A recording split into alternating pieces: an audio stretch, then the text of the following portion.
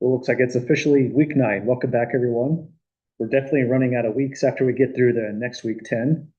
And next week is going to be our second exam. So we won't hold an official class on Monday, since it's plausible some people may schedule their exam at the ordinary exam time, and also so we don't have so many things going on in just one day.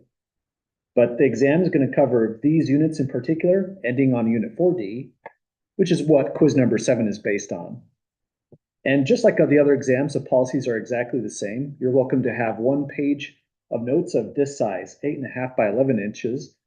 And you can have any information you like on those page of notes. It's a good idea to make sure you have all your bases covered in terms of formulas, but also see this formula sheet here. This is going to be the real last page of the exam.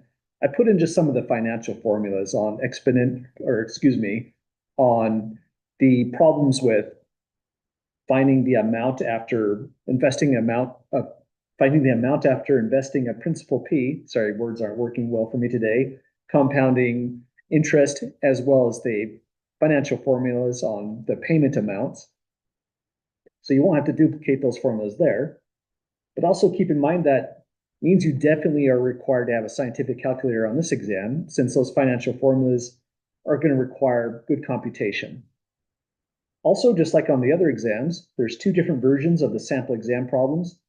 These are just the same problems that we solved in class. And not every single problem made it on this exam, version 1. And so that's my way to convey to you which problems that we did in class, which problems you did in my lab, really make the good exam 2 questions. And this version 2 is just fresh problems based off version 1.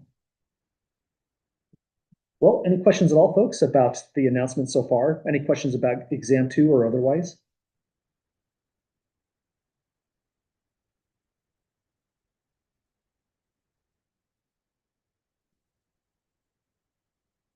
Okay, well, just like before, I sent out instructions through the inbox system in Canvas to every student in class for instructions on how to schedule your exam, whether it's the Pocatello Testing Center, Idaho Falls Testing Center, Twin Falls, Meridian, or otherwise.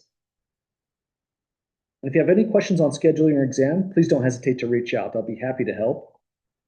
And the exam is open to be scheduled any day or time between Monday the 16th next week through Thursday the 19th. So any day that just works best with your schedule will be just fine for scheduling. And pretty much those are just comments that we are reiterating almost exactly on exam 1. They'll be the same exact policies, same exact documents down below for exam 3 when we come up closer and closer to that date. Well, another thing we'll be doing this week, aside from moving forward in chapter 5 so we don't get too far behind in the schedule, we will kind of pause the course a little bit on the 12th, Thursday of this week, to make for another review, a review for exam 2. And any questions that you have will be great to guide this review. Whether it's questions from either one of these documents, questions from my lab, even quizzes are fair game to ask about. I'll be happy to help. And if we run out of questions, I'll probably select targeted questions from this version 2 to work through on our review day. But again, just like we mentioned, pretty much this is just an exact redo of everything we did on exam 1. And then we'll do it all over again when we get closer and closer to exam 3. Well, any last questions, comments, or thoughts, folks, before we jump back into the world of statistics, Unit 5B?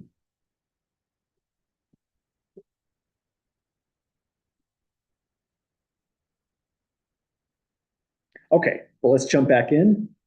We talked about a lot of concepts in Unit 5A, and so we'll be referring back to them when it becomes relevant in the very next unit.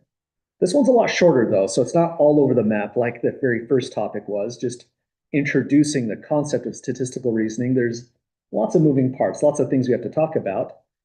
But here, this one is really, as the title seems to suggest, all about when a statistical study seems reasonable and when we should doubt the conclusions drawn from it. After we get through Unit 5B, Unit 5C is going to be kind of a little bit more return to what we've been doing in the course all along. We'll be doing some computations there and building our own graphs. So here's how Unit 5B starts. Like a lot of our units begin, it's a wall of text to take a look into before we even get started on the problems. We'll take our time with this because these are going to be our 8 guidelines for evaluating a statistical study, so we can determine if the conclusions are reasonable. And the title, once again, Should You Believe a Statistical Study, is really just based off all of these 8 guidelines. We'll hit most of them. We may not target every single guideline here, but pretty much every one of these guidelines, except maybe 1 or 2, are going to come up on the examples below. So these problems are pretty parallel to what you're getting into in my lab. Only difference is they're a little bit tougher because there's no multiple choice here. There's no pull down tab where you get to complete a blank based off several options. So think of my lab for this particular unit kind of as being the warm up. Great way to get through this unit is read it first, even if you're just skimming it. Then we'll get through the notes, try it again in my lab, and then you'll see what problems look like when they come back as say, a quiz problem, or when we're getting closer to exam 3, and I'll rewrite these questions again in a new version. Well, here are the 8 guidelines. Let's go through these carefully, and then we'll think about each one of these as we're going through the examples below. It says the first guideline, get a big picture view of the study. So, I mean, that's a great advice, but here's what they mean specifically. You should understand the goal of the study, the population that was under study, and whether the study was an observation or an experiment. So what it's saying here for this particular guideline is, let's jump back to Unit 5A. We want to understand these moving parts of the study. We should have a good idea what the population might be, so we'll think about that in the examples below. We should determine if the sample they selected was representative in the first place. And when they go to compute the statistics, estimating the parameters, and they draw conclusions, the conclusions they draw, we have to also keep in mind the conclusions are very targeted to whether it was an observational study or an experiment. So down below, the last concepts that we looked on in the Unit 5A notes were these kinds of issues. If we have our observational study, then we can at best say that some variables related to some other one.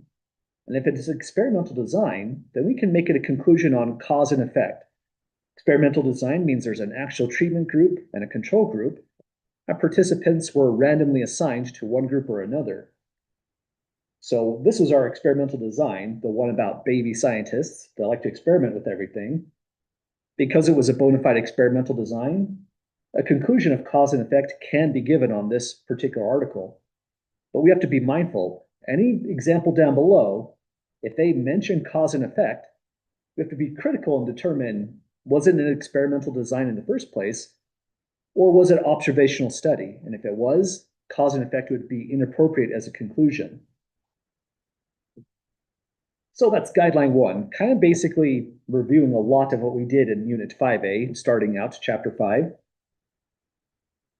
Then going down the line, guideline 2 says consider the source, look for potential sources of biases on the part of the researchers. So we'll see a couple of examples of those occurring and some new definitions along the way.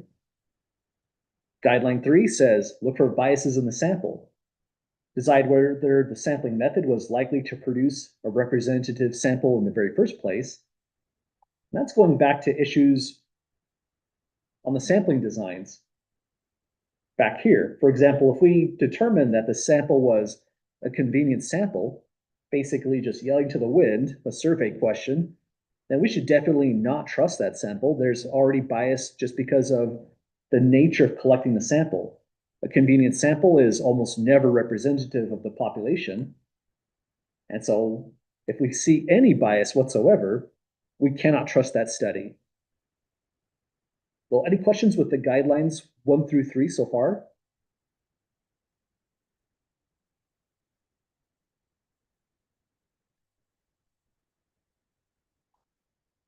Okay, here's where it gets a little bit trickier. Guidelines 4 and 5 are now talking a little bit more about variables altogether. It says for guideline 4, look for problems defining or measuring variables of interest. Variables can be a lot of different things. In our very first example we were thinking about, way at the top of these notes, we had a variable of how many ounces of water a person drinks in a typical day. Like an open mic. So that would be the variable interest in that study. But any questions at the moment?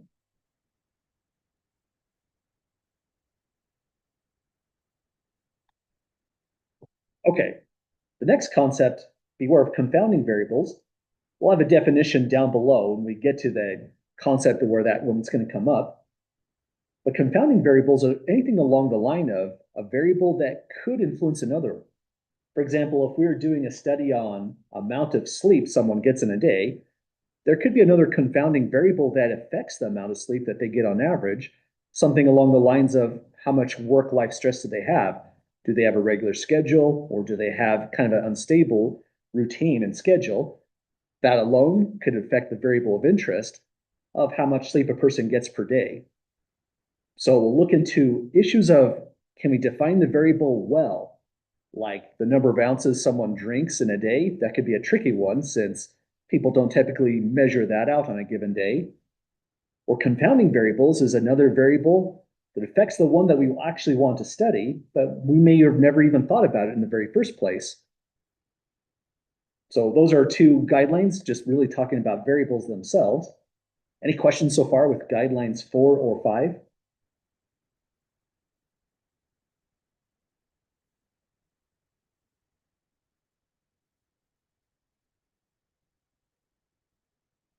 Okay, last big one that we're going to target in the notes says, consider the setting and wording in surveys. Look for anything that might tend to produce inaccurate or dishonest responses. So, for example, if we try to word a survey that seems to push someone into one response other than another, then we're not collecting meaningful data at that point. We're really just trying to push people into responding in a way that supports our own opinions. Then guidelines 7 and 8, these ones I think are the ones that aren't targeted as well in the notes for the actual examples in my lab, the ones we're going to look into in class. Or just for the sake of completion, they're here in the notes. So let's look at what they say. Check that the results are represented fairly. Check whether the study supports the conclusion that presented in the media. And it's interesting they said the word media right here as well. But one way we can see that goes wrong is if a study measures something and someone draws a conclusion that goes well beyond what the study was even intended to talk about in the very first place. So if we overreach with our conclusions, then that would be a big problem already. And then finally, guideline number 8 says, stand back and consider the conclusions. Evaluate whether the study achieved its goal. If so, do the conclusions make sense and have practical significance? So again, we're mainly going to target guidelines 1 through the 6. These are going to be the major ones we're going to be looking into. However, if you see anything where guideline 7 and guideline 8 is relevant, don't hesitate to throw it out there. So again, this is kind of a tough set of problems. I have 7 different examples we're going to go through. On each one of these examples, the question is the same, based solely on the information given. And usually it's not too much, just one small paragraph here. We'll determine if we have reason to question the results of the hypothetical study, describe, and explain our reasoning as we go. Well, let's get started with our very first example. And here's how it goes. It says, to gauge public opinion on whether there should be a new local tax to fund park maintenance. So this is our goal, determining if we have enough support on a tax. A survey asked people who are leaving Westmark Credit Union, do you support having your hard-earned money seized to plant a few extra trees? That seems like an interesting survey. And, well, how would you folks feel about this? Would you say if this study was enacted and they surveyed a bunch of people, drew conclusions, would you trust the results of that statistical study? Any volunteers for an assessment on this one? No, because they are asserting bias in the wording of the survey. Yeah, I agree with you. The word seized is a big red flag. Yeah, this looks like it's just a loaded question, right? This is emotional language at this point. seized is already trying to make people feel a certain way. Few extra trees, that sounds kind of loaded too. But how about hard-earned money? I mean, just about every word here seems to be loaded emotional language. So I agree with everyone. It asks directly, do you have reason to question the results of the hypothetical study described below? And we can say, yes, we should question the results. And the big glaring red flag that people pointed out is the wording of the survey question already just seems to point to support one position. It's not neutral whatsoever. Also, Amy says they're also polling conveniently. Yeah, good eye on this. This is not a good sample group. These are people who happen to be leaving Westmark Credit Union. That one's been around for a while in Idaho Falls, probably Pocatello as well. And these are just a particular subgroup of the population. This probably doesn't represent what the underlying population is whatsoever, which would probably be all taxpayers. So we have a lot to put on paper. Let's put this together. But any questions at the moment with what we've said so far?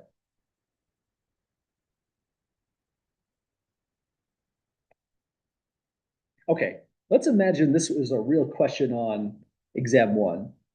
If you just tell me that we should question the results because we have, let's see, guideline 6, you don't have to say guideline 6, but the wording of the survey is trying to push someone into one response of no, you do not support because they're using loaded language like seized. That'd be good enough for me, but we're going to see everything that we can find wrong with the study. So it doesn't have to be a big response like we're putting down the notes. This is more just for the sake of review and practice. So let's put this all together. Again, this is about a new local tax. So this would mean this is trying to now, this would convey that the population would be probably all taxpayers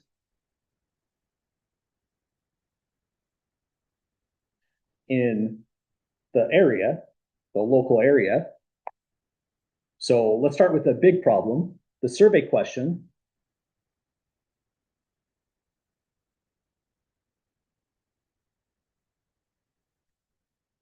Is heavily biased using loaded emotional language such as seized. Already, again, that's a huge red flag. If you want a neutral response, honest data to see if the population really supports a new tax, we should never use any kind of wording like that. In fact, the wording has to be extremely carefully chosen in writing out this kind of survey to make it feel as neutral as possible. And so we're getting people's honest opinions. They're not just agreeing with the person conducting the survey. And then the other comment that Amy mentioned, look for bias in the sample. These were all people who were leaving Westmark Credit Union. Maybe they were withdrawing money, depositing money, and now they're being bombarded with a question about their hard-earned money being seized. But the relevant thing here is this is a convenience sample. It's almost certainly not representative of all local taxpayers in a particular area. So let's mention that as our second problem. Bullet 2, I guess. This is a convenience sample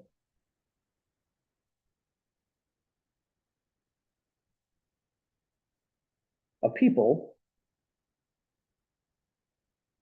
who happened to be leaving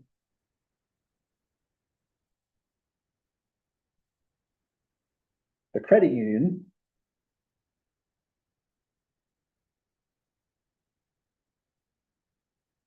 when the survey was conducted.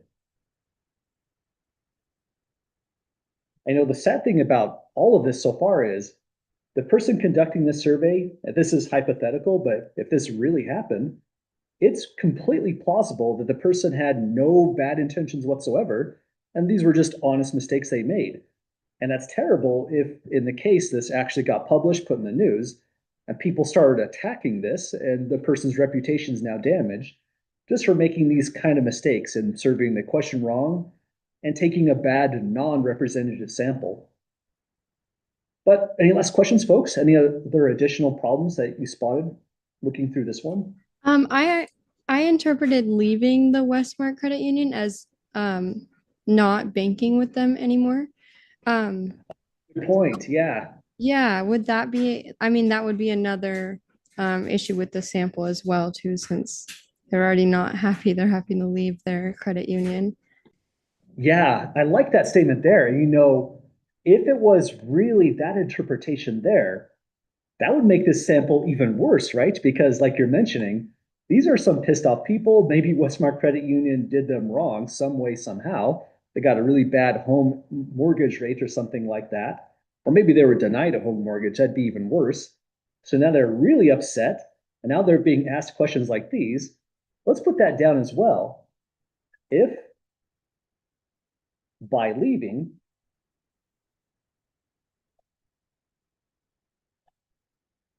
we mean people canceling their account, then these people are likely angry already and have very strong opinions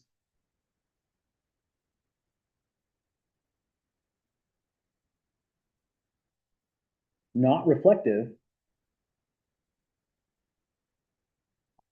of the entire population. Because when we think of a new local tax, we're implying the population is all taxpayers in the local area, but not everyone's upset and canceling their account. And so, yeah, that's a great take on this one I didn't see. Thanks for mentioning that. So yeah, if we meant that interpretation, this study is even worse, definitely less trustworthy, because we are even a smaller segment of the population by looking at this group of people. Thanks for mentioning that. Other questions or comments on the take of this study here?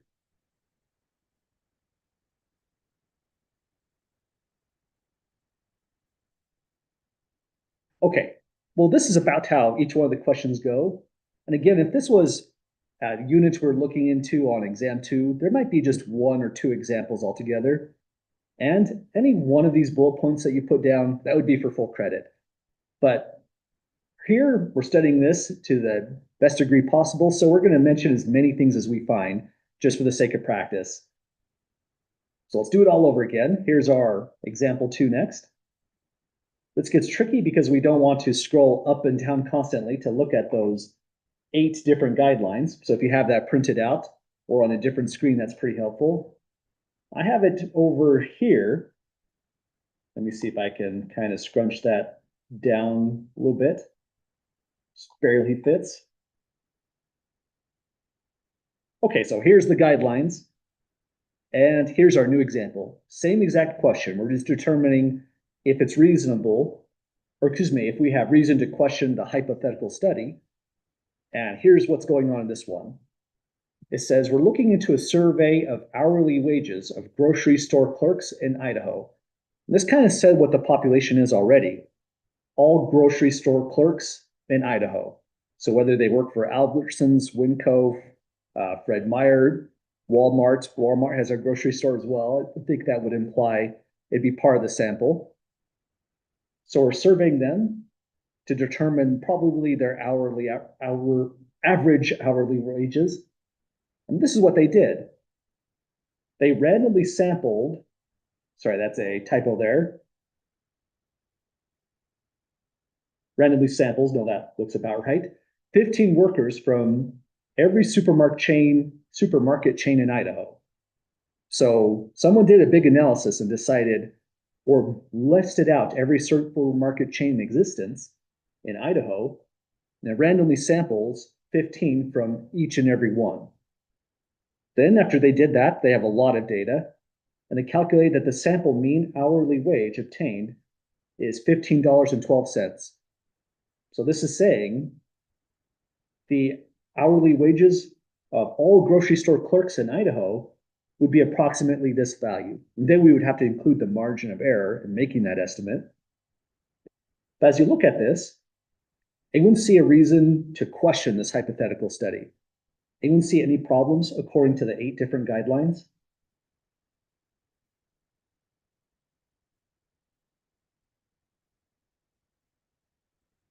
And maybe while we're thinking about that, has anyone spotted what kind of sample design this is in the first place? Would there be a problem with the confounding variables? There could be. And, that's a tricky one to think about. Let's pull up that definition now that you raised that question there. So that's one thing that's really tricky about confounding variables is sometimes a study could miss it entirely. So here's our guidelines, the major ones that I can fit on paper. Let's see. Let's look at 1 through 6, just so it fits a little bit better. Here's all of our guidelines so far. And thinking of a confounding variable, it is a variable that's not taken into account in a study. So the variable of interest was absolutely the hourly wage of grocery store clerks. Now, confounding variable is some other variable that will affect hourly wages. It's something that's not being accounted for, but has a big effect on those hourly wages. So we say it confuses or confounds the hourly wages that we're trying to measure on all of the grocery store clerks. That can affect the outcome of the study.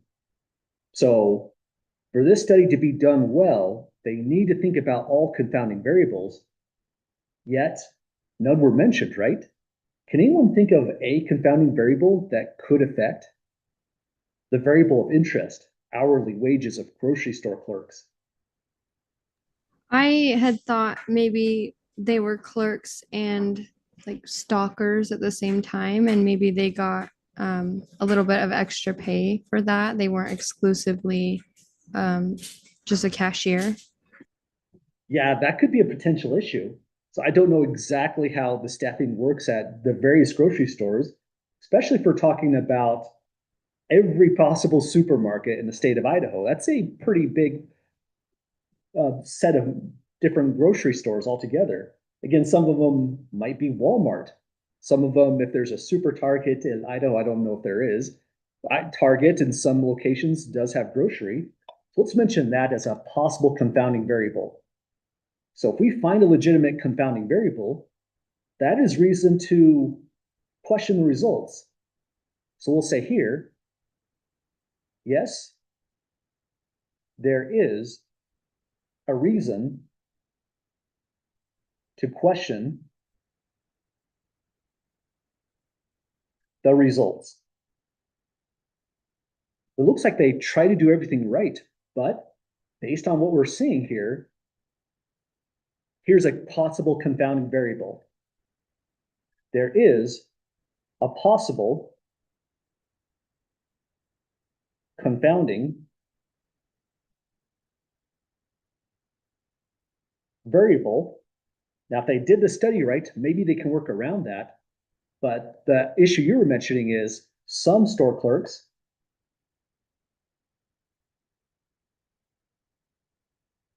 not necessarily just having the role of a cashier. Some of them might do other things, stocking, maybe working in the schedule, some kind of management position as well. So I'll say some store clerks may have other duties that can affect pay. So maybe it's a small grocery store and that store clerk happens to also say, do the ordering of some kind of product in grocery. maybe does the produce ordering at the same time, probably gets paid more than the typical store clerk. And so that's now confounding the data. That's not what we want to measure. We want to measure people essentially at the cashiers. So this would be something that they had better account for, but it was not mentioned in the study. So yeah, I agree with you on that. That wasn't my first take when I saw this problem, but that would be a massive issue with this kind of study. Amy says, not a good sample group. There could be a shift differential, so they make more for being on swing shifts versus a day shift. Yeah, that could be another confounding variable. Let's throw that on there. Again, they just said they took a random sample of 15 workers.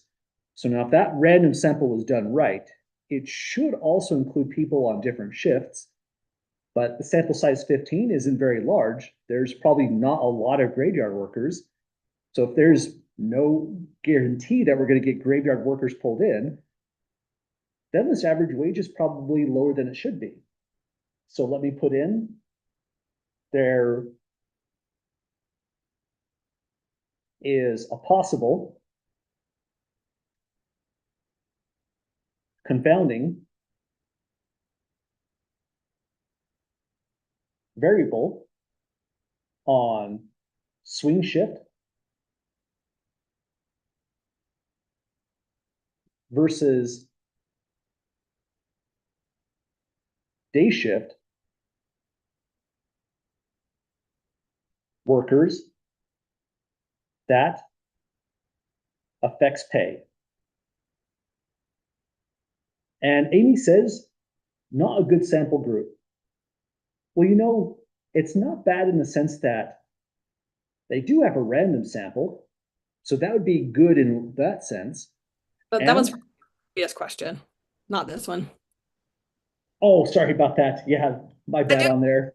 I do have a question though, because when I read it, I thought if you're just trying to find out the mean average hourly wage, it looked fairly straightforward to me.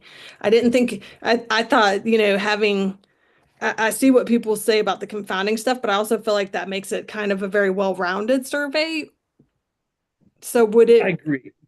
yeah, so would that be, if it was a quit, say on the test, would that be wrong if we were like, no, it does take a good from, if we're able to explain it? Yeah, if you're able to explain your assessment, you had a different take.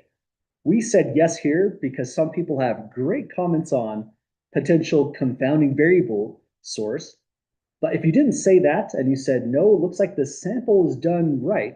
By the way, this one would have been a stratified random sample. And because it's a random sample, it should be representative of all Idahoans. If you said all that, yeah, I would absolutely give full credit for this one if it was an exam type problem or a quiz problem as well. So yeah, these ones are tricky to grade because people can go in a lot of different directions.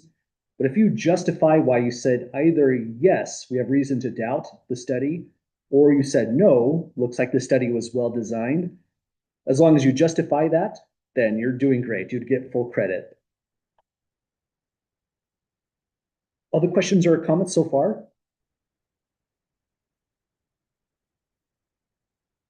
Okay, when you're doing this in MyLab, there's going to be one or two questions where it was meant to be, for this question here, no, we don't have any reason to question the results of the hypothetical study. And these notes, this was meant to be the one no. But I agree, thinking about further, this was a really good take folks had on this one. So we went in a different direction overall than what my original intent was. And another thought on this one is, again, the way they did the sampling design was meant to try to get as a representative sample as possible. They could have just simply said, let's take a sample size of, say, how about 150 grocery store clerk workers, then compute their average wage. But that could have run into problems if just by sheer luck, certain grocery chains were just completely omitted, maybe like say the smaller ones. So by identifying every supermarket chain in Idaho, they have found all of the strata in a stratified sampling. Then they drew a sample from each, and they have to take a random sample. They can't just pick anybody. And that's what they did here. They took a random sample from each one of those supermarket chains. So the sampling design looks like it was done well, but the information is really kind of brief, and people can imagine how it could go wrong by confounding variables. And so this was just another way to respond on this one. But just for the sake of notes, I'll put down here, this was a stratified random sample. Well, confounding variable is going to come back again, and it's going to be, again, one of those things where it's kind of hard to find, to identify until we're thinking about the problem. But if you find confounding variables on other examples as we go through the notes, like this one was kind of a surprise to me on example 2, don't hesitate to throw it out. But any last comments, questions, or takes on example 2?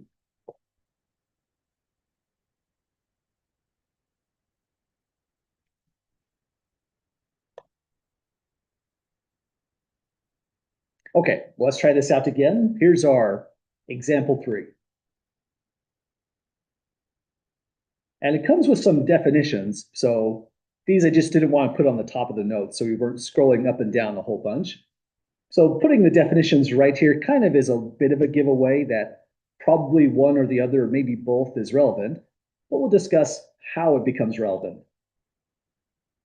So if we don't do the sample design right, if we take, say, a convenience sample of some kind, like we mentioned in example 1, we now have bias in the sample. Our goal is to get a representative sample.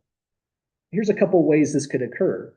Selection bias is one way. This occurs when researchers select their sample in a way that would tend to make it unrepresentative of the population.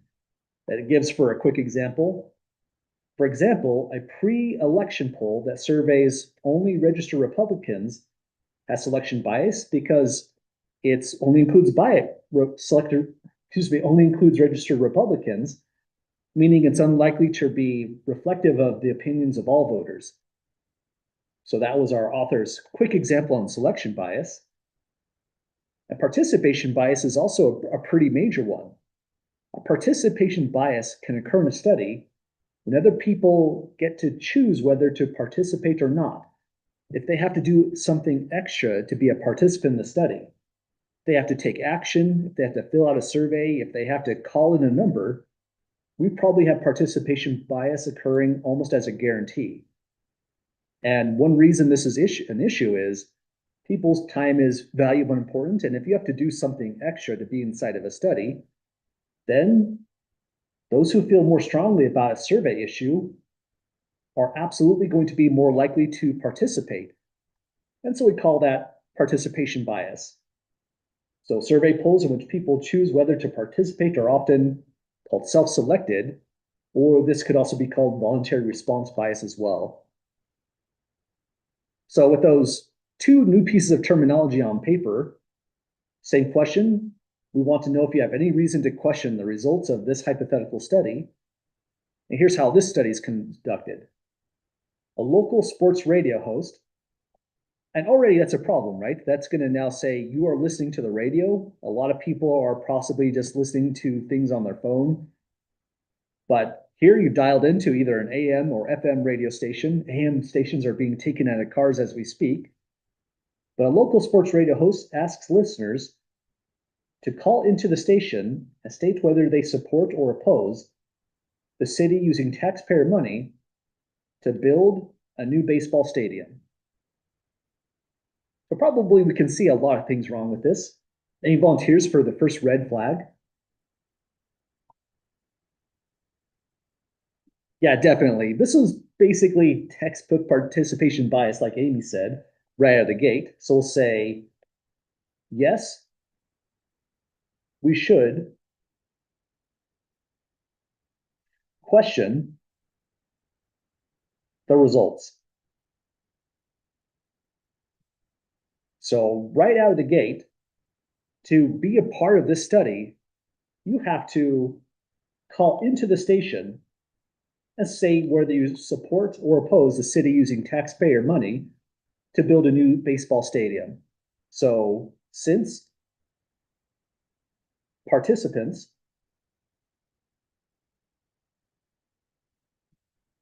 they have to pause their busy day and make a phone call. Since they must call the station, there will be participation bias.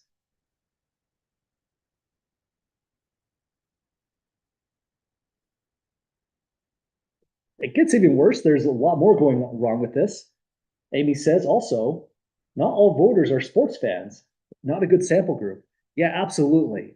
When it's said right here, a local sports radio host asks listeners to call into the station and state whether they support or oppose city using taxpayer money to build a new baseball stadium.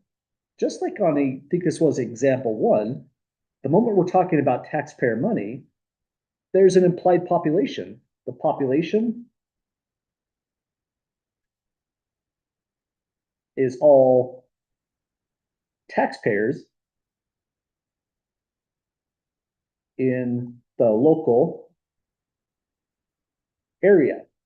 And maybe that's not the specific population they were thinking about, but this is a pretty rough approximation of what it could be. Any population that this study was relevant of is going to include a lot of taxpayers. The overwhelming majority of the population are taxpayers, if not the whole population. And that means to be in the study, like Amy has pointed out, you had to be listening to a sports radio show, but we have a big problem right there. This is not a non-representative sample. The sample is non-representative since not all taxpayers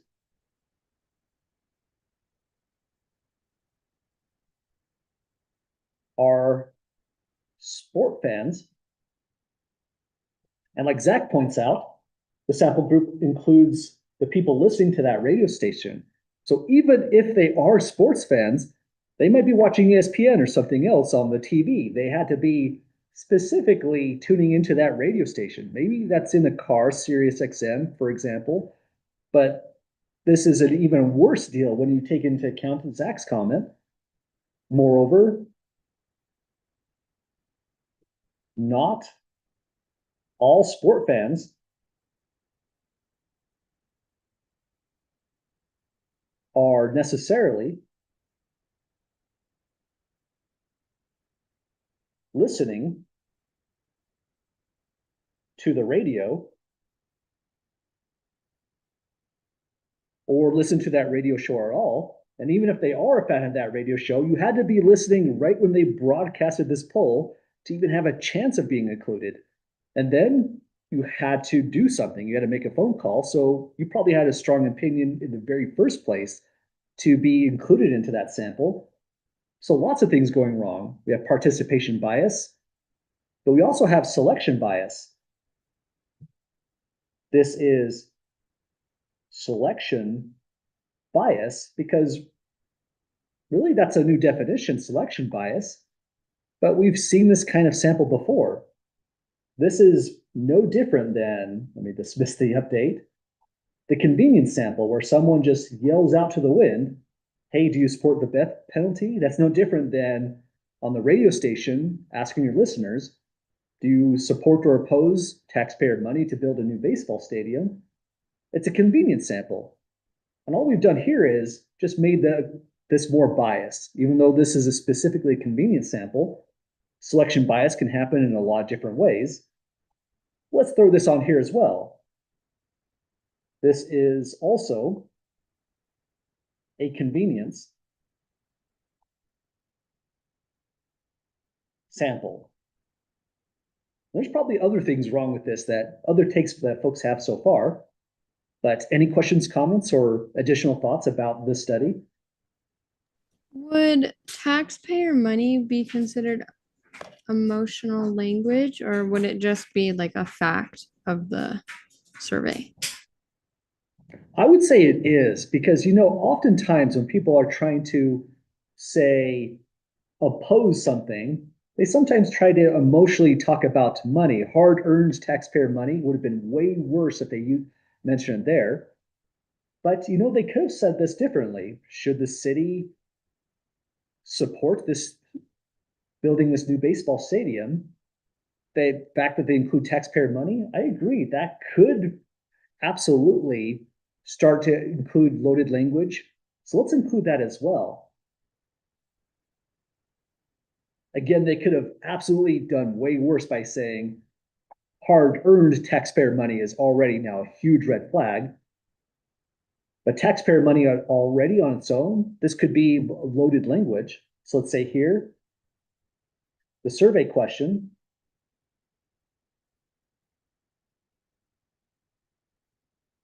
using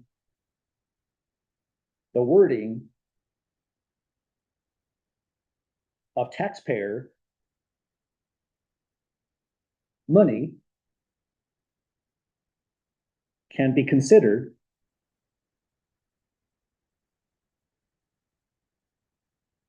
emotional / loaded language. I agree with your sentiment that you also mentioned along with that. How would we word it to make it neutral? It's definitely not as bad as it could be. But at some point, you just have to get down to the fact of what they would have to do to build the baseball stadium. So people have to think really hard on these kinds of things. But I would still say that that's a great response on that one. This one goes after guideline number, where is it?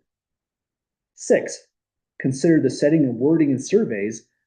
When they word those surveys, they have to be very, very mindful.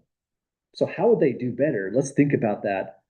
A local sports radio host asked listeners to call into the station, so already they're in trouble there. Let's focus on this part. State whether they support or oppose the city using taxpayer money to build a new baseball stadium. Maybe they could say local revenue, something along those lines to make it feel a little bit more neutral. There's probably something they could do to not try to push people on one end or the other using emotional loaded language. But the locals radio host probably has another issue on this one, another issue we might not have been thinking about all along the lines. They probably want a new baseball stadium built, right? Because, I mean, that just supports what the local radio station is trying to do. They get revenue. The more people are interested in sports, the more they may turn into that one specific station. So they probably, if they want to load this a little bit better, they probably weren't thinking that that was bad language. They want to probably put down language that would have probably made people want to be more in support of the baseball stadium. But again, that takes us to a different one. Consider the source. If we're trying to look into, should we build a new stadium in this city, whatever city it happens to be, Pocatello, Idaho Falls, who's doing the study? It's a local sports radio host doing the study, right? Do they have a conflicting interest? Absolutely. They want the study to say people are in favor because that supports them. So there is a bit of a conflict of interest in the study in the very first place, right? Based on who's doing the study. So we really want to get a neutral answer on this. Probably a sports group shouldn't even be running the study. Should be some other kind of organization doing it. Absolutely, they should lose this part and not have people call into the radio station. They should get their samples some other kind of way. But if you thought there's a problem with the source as being a problem, I would absolutely agree with you on that one. Let's add it here. This is guideline number 3. The source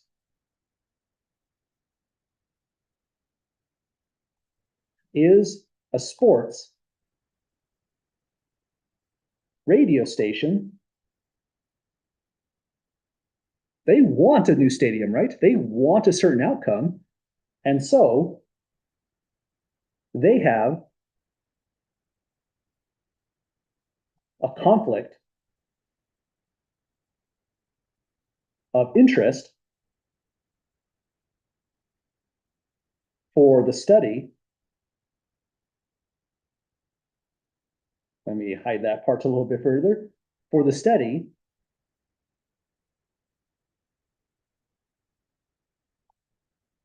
giving a conclusion of a majority of people are in support of the new baseball stadium. Well, the main bullets I was thinking originally were just these two, but after everyone's thoughts and comments on this one, we have 4 different bullet points on why this is a bad study. And I think, again, doing this as a quiz problem or exam problem, I'd say list out as many things as you do see, but one bullet point that supports your assessment does the job for full credit on these kind of problems. Any last thoughts or comments on this one?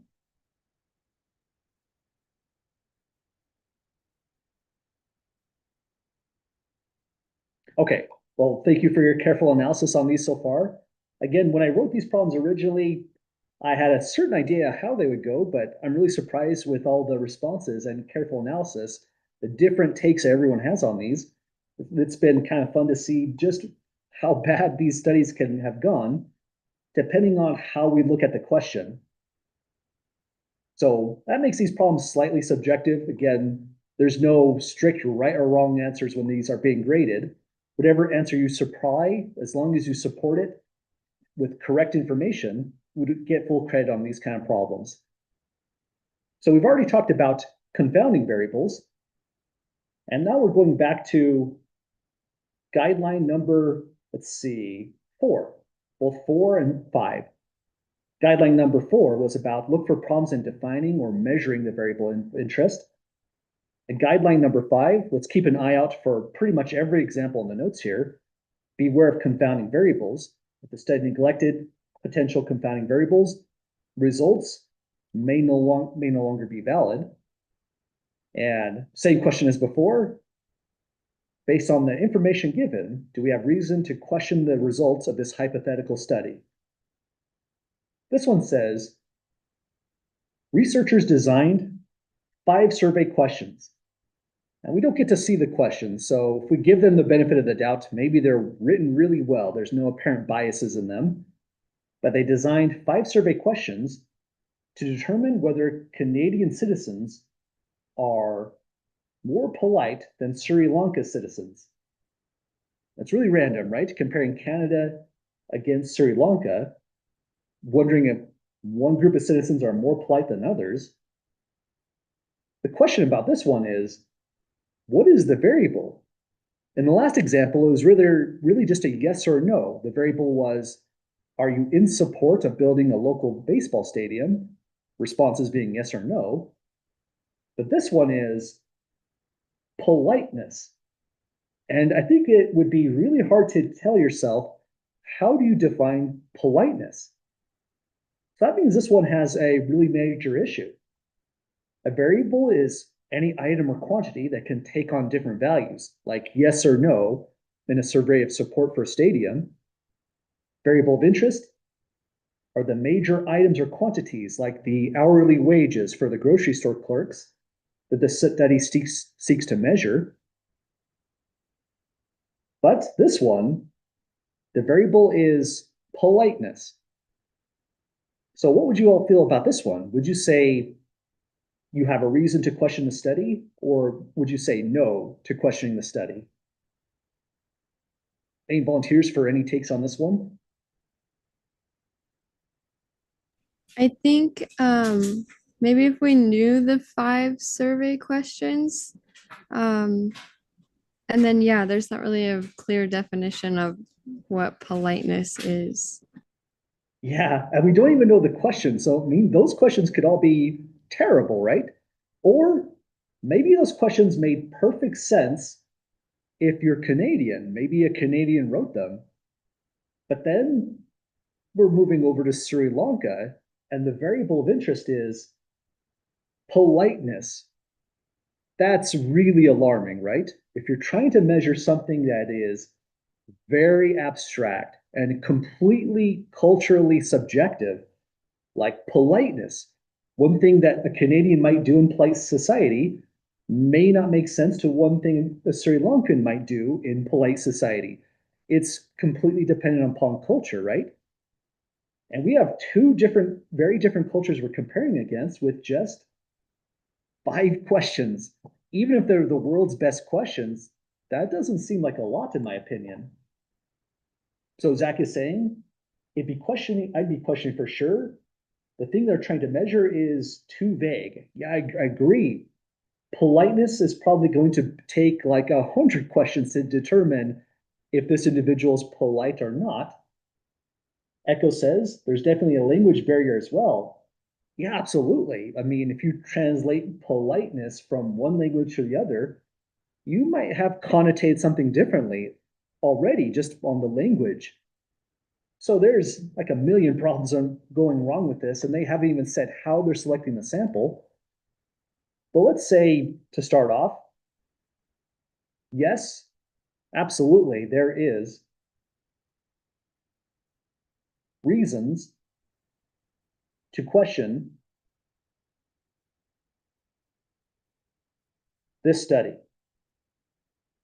And what's interesting about this study is there are really two populations. There's the populations of all Canadian citizens, which are comparing against the second population of all Sri Lankan citizens. That's not really the issue. Statistical studies can involve multiple different populations at the same time. But here's the problem once again, goes back to guideline number 4. Look for problems in defining or measuring the variable of interest. So like Zach and both Echo are saying, trying to measure what we mean by politeness, dealing with the language barrier issue all at the same time means politeness in 5 survey questions doesn't look like it's well defined, no matter how nice those questions are. So let's say here, the variable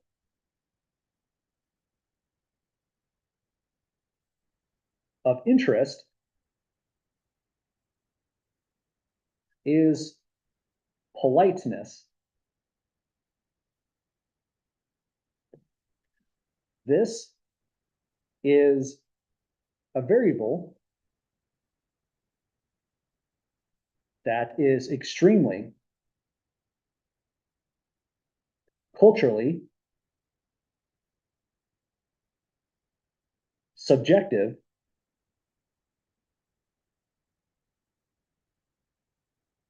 So if we're comparing against two different cultures, we have the vagueness in trying to define the variable itself, and the big concern of two populations with an extremely culturally subjective variable at the same time. So we have here that the variable of politeness is too vague and not well defined by 5 survey questions.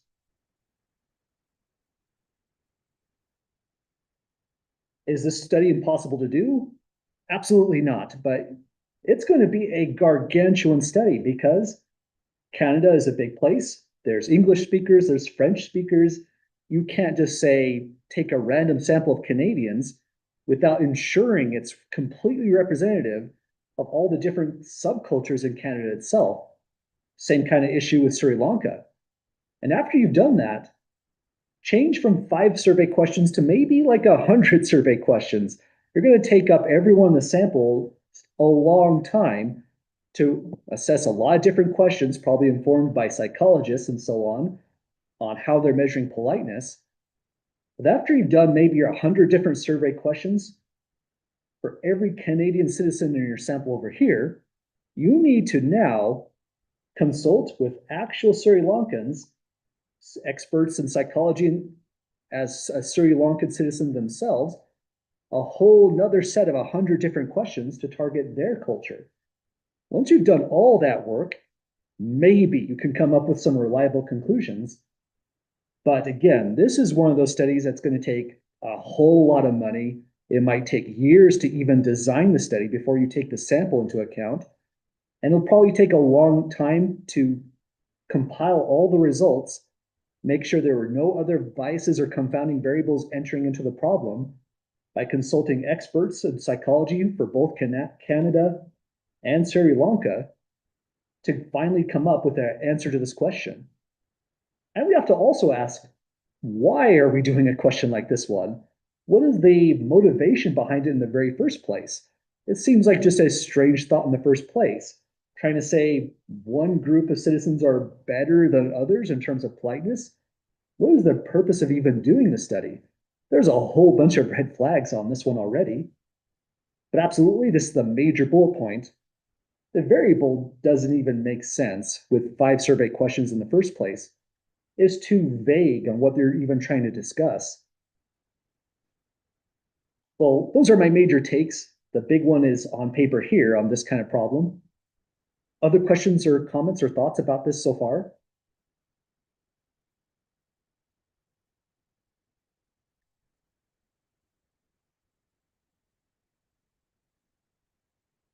Okay, so again, if you ever saw a research study and someone tried to measure something like politeness, something completely vague like that, you should already have red flags jumping up in your mind right away just from that. Any kind of variable that you feel like is going to be hard to define, we should be a little bit worried. And we kind of made a little bit of a big deal out of that as our very first example on chapter 5. If we're looking into just one population, all ISU students registered for spring 2026, that's still a pretty vast population, but it's well defined now and just one. We take a representative sample of 50 ISU students. We need to work pretty hard on getting a representative sample, but if we did that, if our variable is how many ounces of water the student drinks in a day, that alone is worrisome because once again, even though that's something that we can put a definite number down, actually defining this variable and getting reliable results from the students in the sample is going to be very, very tough because, again, people may not know how much they drink in a typical day in terms of ounces. They might just be guessing. And now this variable, even though everything was well intended here, it has the same kind of issue when we talked about look for problems in defining. It's more in measuring the variable. That's going to be the tough one for that particular example. This one was more about, I don't know how you would define the variable in the very first place. You'd have to work really hard on that. Well, we got through that. That's our example for working on variables of interest. Now we're moving into the big example on confounding variables.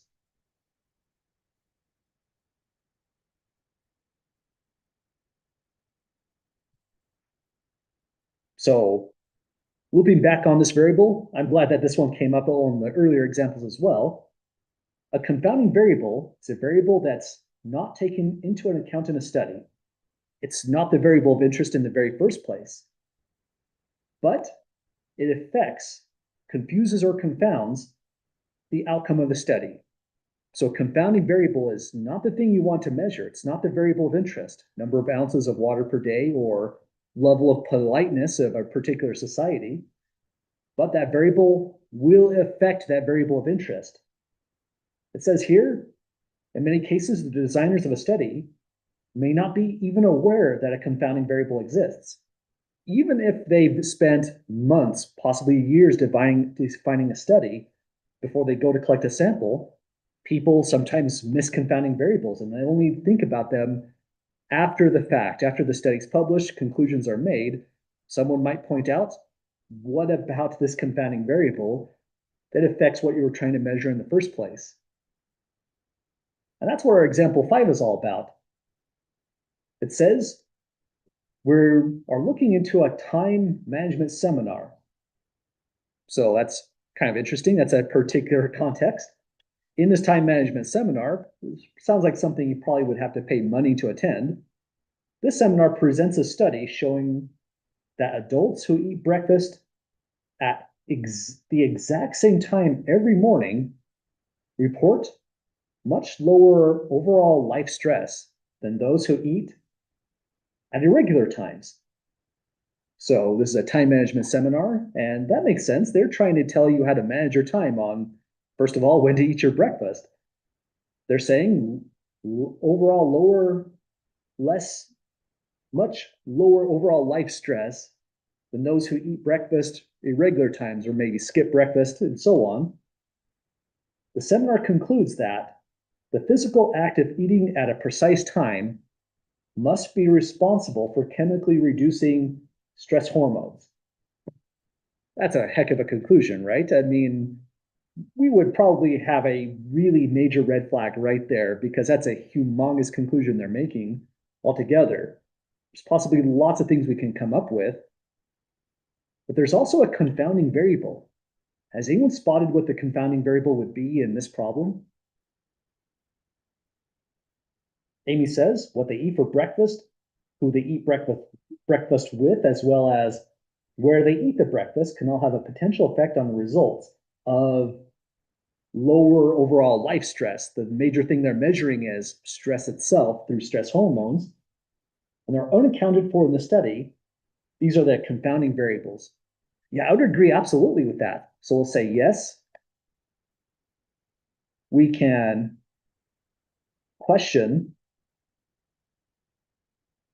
the results of this study. And we'll do it on the basis of lots of confounding variables to think about. Confounding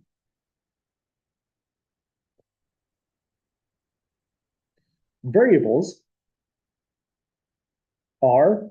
these are things not mentioned at all in this so-called time management seminar, where they're probably, again, trying to sell you something, or you've already paid money to be there in the first place. So that would be what they eat for breakfast,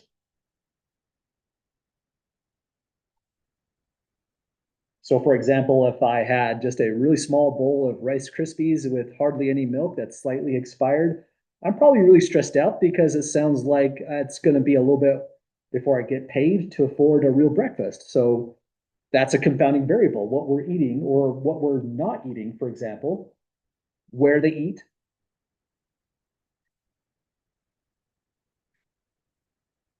breakfast,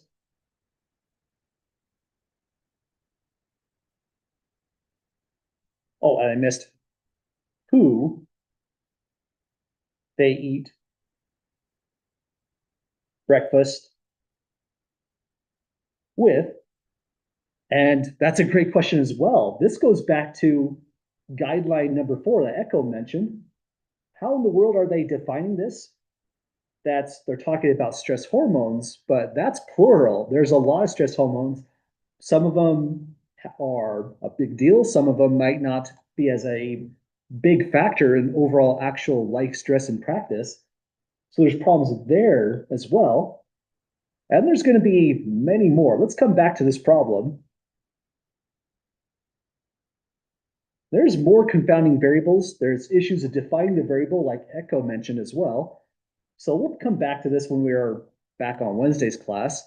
There's one big confounding variable that I was thinking of as well that we'll see if people come up with before we put it down. And then we'll also mention issues defining the variable in the first place. Well, we're nearly done with the notes, but any last thoughts or comments on this example 5?